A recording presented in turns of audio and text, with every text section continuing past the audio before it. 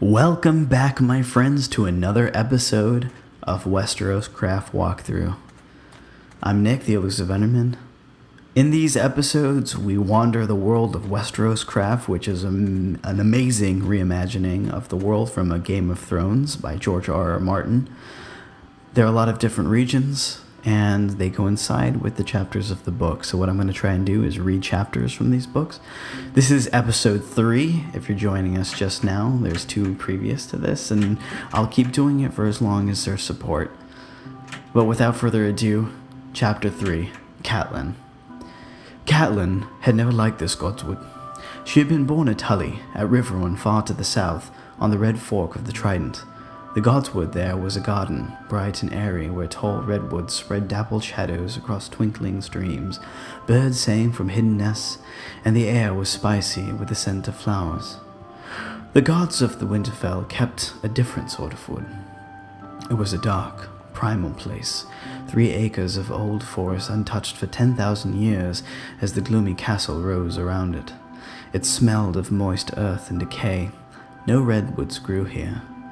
This was a wood of stubborn sentinel trees, armored in grey-green needles, of mighty oaks, of ironwoods as old as the realm itself. Here, thick black trunks crowded close together while twisted branches wove a dense canopy overhead, and misshapen roots wrestled beneath the soil. This was a place of deep silence and brooding shadows, and the gods who lived there with no names. But she knew she would find her husband here tonight. Whenever he took a man's life afterward, he would seek the quiet of the Godswood. Catelyn had been anointed with the 7 oils and named in the rainbow of light that filled the sept of Riverrun. She was of the faith, like her father and grandfather and his father before him. Her gods had names, and their faces were as familiar as the faces of her parents. Worship was a septon with a censer, the smell of incense, and a 7-sided crystal alive with light, voices raised in song. The Tullys kept a Godswood, as all the great houses did, but it was only a place to walk or read or lie in the sun. Worship was for the sept.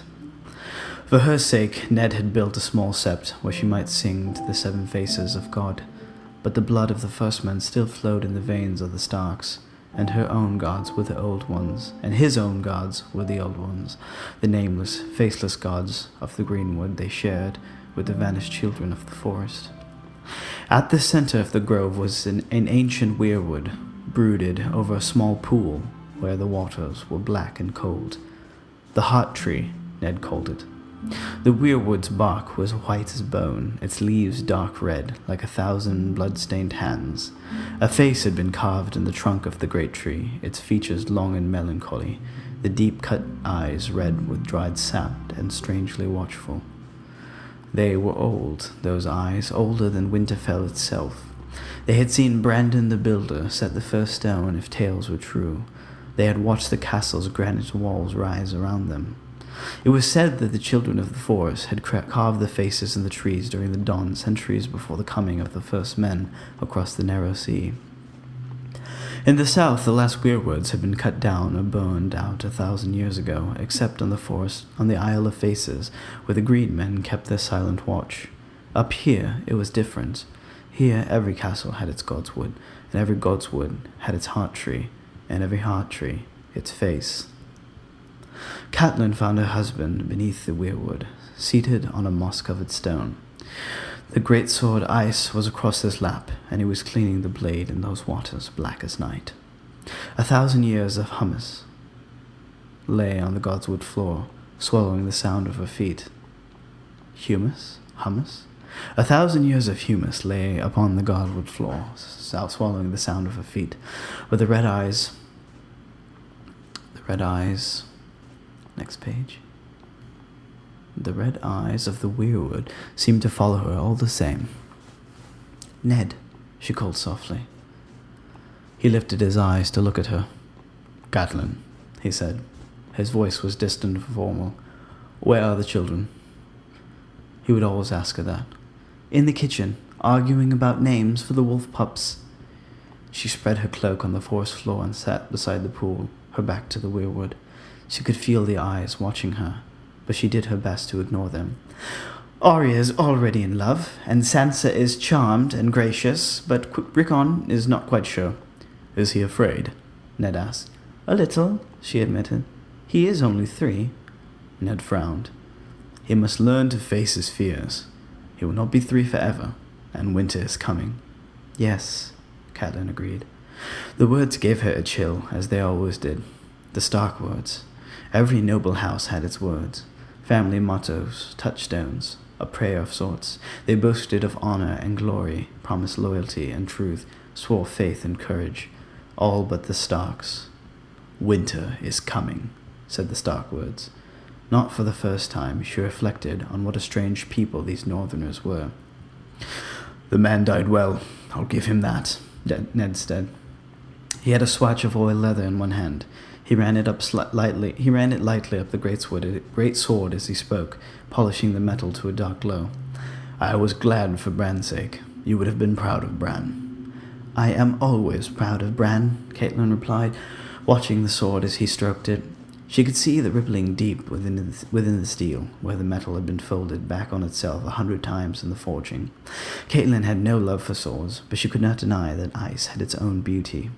It had been forged in Valyria, before the doom had come to the old freehold, when the ironsmiths had worked their metals with spells as well as hammers. 400 years old it was, and as sharp as the day it was forged.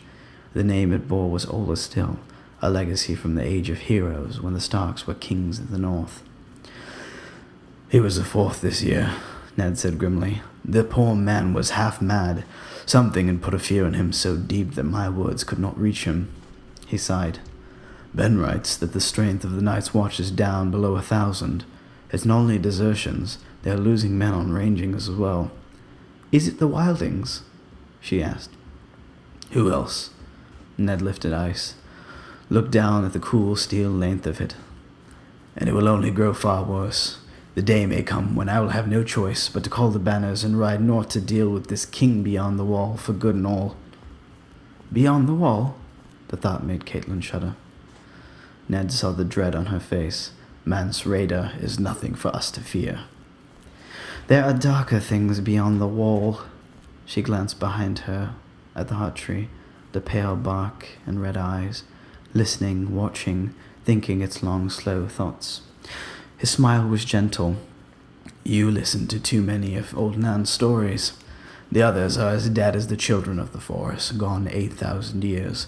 Master Lewin will tell you that they never lived at all. No living man has ever seen one. Until this morning, no living man has ever seen a direwolf either, Catelyn reminded him. I ought to know better than to argue with a Tully, he said with a rueful smile. He slid ice back into its sheath. You did not come here to tell me crib tales. I know how little you like this place. What is it, my lady? Catelyn took her husband's hand. There was grievous news today, my lord. I did not wish to trouble you until you had cleansed yourself. There was no way to soften the blow, so she told him straight, I am so sorry, my love.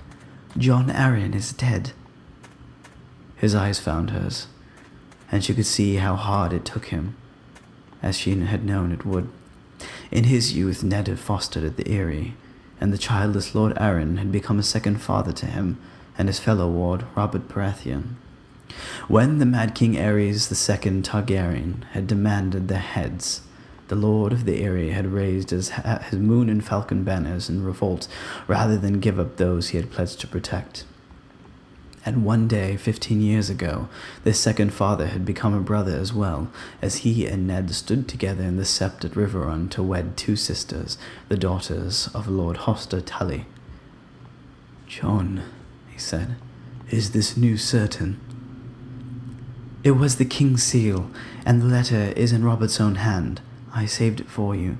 He said Lord Arryn is taken quickly.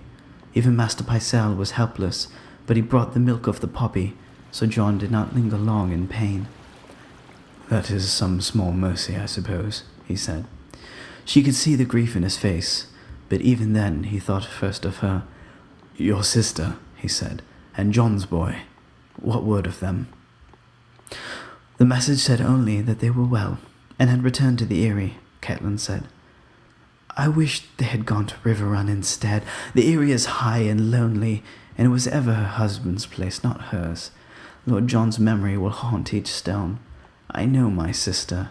She needs the comfort of family and friends around her.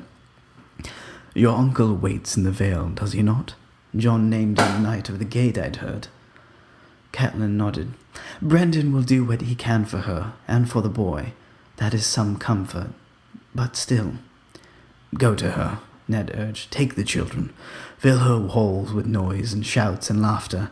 That boy of her needs other children about him, and Lyssa should not be alone in her grief.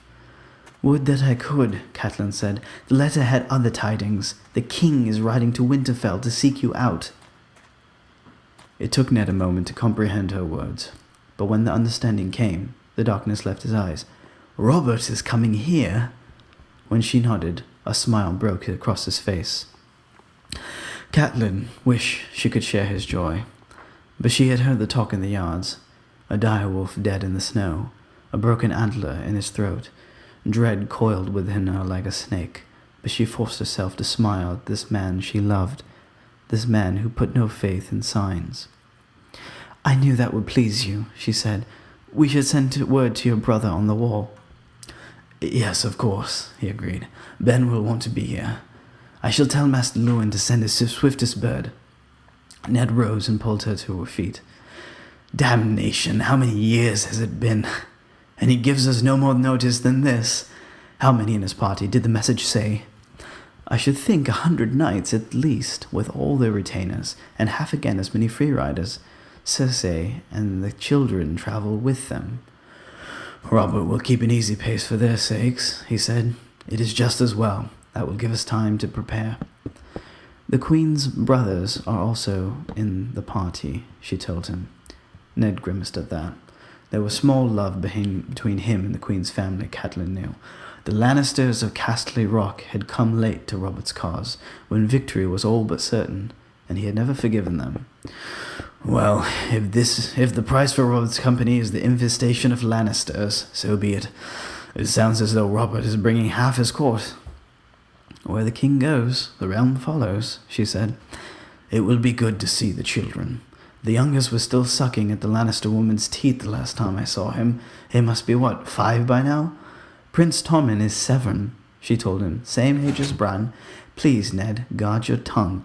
The Lannister woman is our queen, and her pride is said to grow with every passing year. Ned squeezed her hand.